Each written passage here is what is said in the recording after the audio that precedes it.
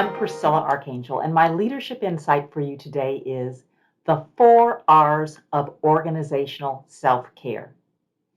The past 19 months have given us a really abrupt recognition about the importance of personal self-care.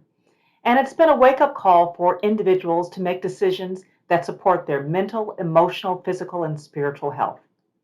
And while many organizations have adopted new policies and practices to support this, the whole topic of organizational self-care is an opportunity to strategically plan how leaders can support their current and their prospective team members to provide an environment where they can thrive. Now, the reason for its importance should be clear.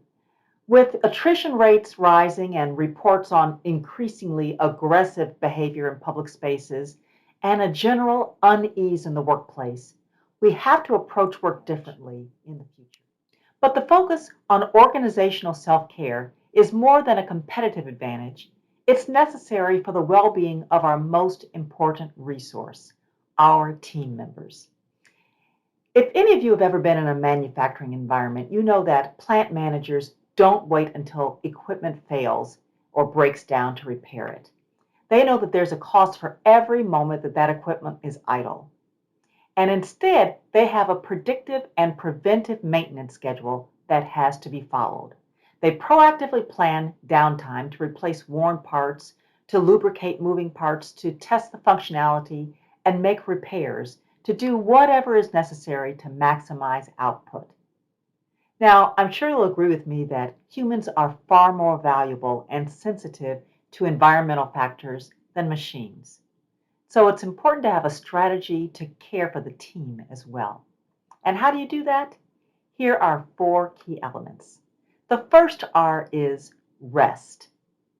Rather than thinking of rest as something that happens outside of work when employees are sleeping maybe, how do you build periods of rest into work? And this might be a time to relax, to gather strength, to refresh yourself.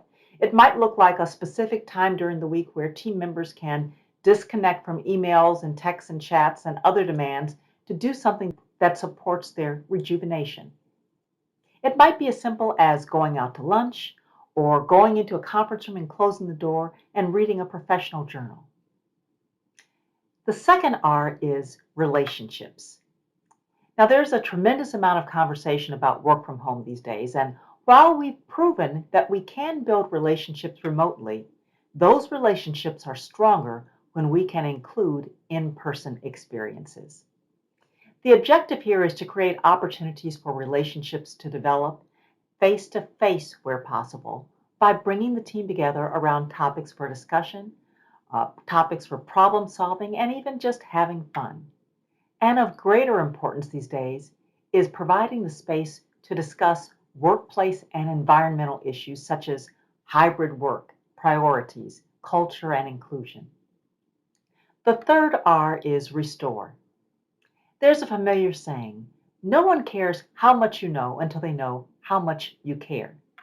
And your teams won't know how much you care unless you tell them and show them.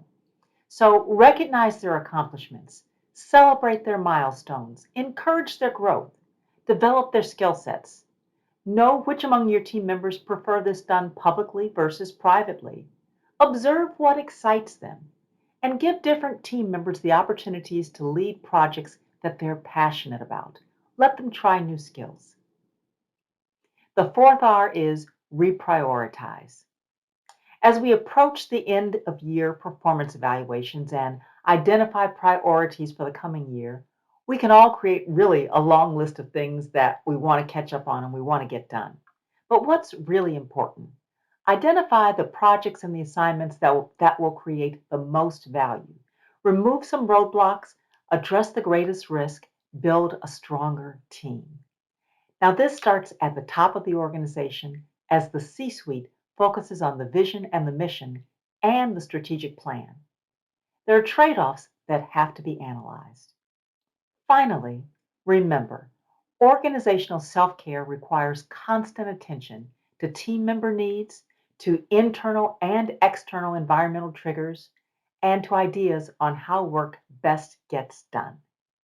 Leaders have to model this for others, and it's an investment in our most important resource, our people. Thanks for listening.